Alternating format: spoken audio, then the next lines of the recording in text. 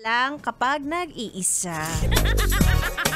Kapag bored lang siya, kapag wala siyang kausap, tuwing madaling araw, alam mo yun?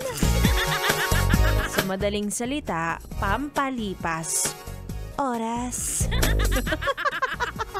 Kulang pa ang mga entertainment sa social media, sa radyo.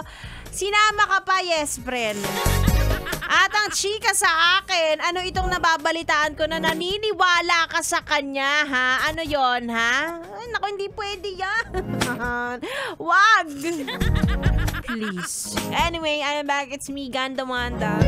Kasama niyo pa rin dito sa 101.1 ESFM para sa programang Chika! Chika ni Wanda. Di na natuto. Alam nyo, ang mga lalaki, ito makinig kayong mabuti. Kapag may gusto yan sa isang babae, hindi po kayo malilito. Maniwala kayo sa akin. Ganon kakapalang mukha nila para sabihin sa mukha ninyo ng diretso na ikaw ang gusto ko 100%, minsan 200% pa sasabihin ko sa iyo na gusto kita, walang pag-aalinlangan, diretso sa mata mo.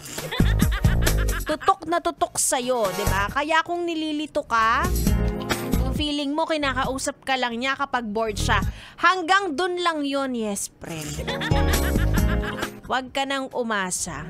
Diba? At saka, wag mong sasabihin yung, hindi ka pa yata ready magmahal. Wag muna. Wag mo muna akong kulitin. Hindi. Hindi talaga siya ready sa'yo. Dahil hindi siya ready magmahal. Diba? Alam ko na confused din siya sa sarili niya. Oo. Pwede yun. Parang siguro naman at some point, gusto ka niya, may crush siya sa'yo, pero it's not that deep. Wow! Hindi siya ganun kalalim at hindi rin siya sigurado.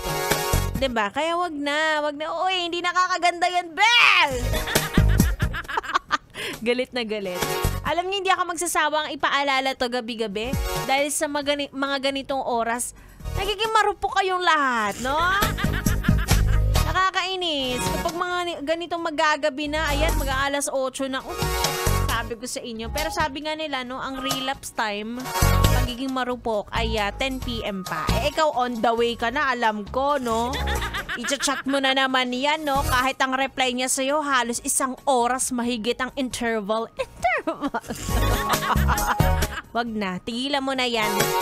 Kung hindi pa sapat ang mga sinasabi ko, ito sige, sasamahan ako ni Bibo para sermonan ka mamaya.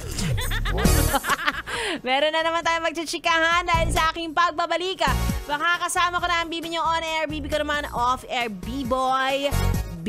Dito lang yan sa 101.1 Yes! FM Solid!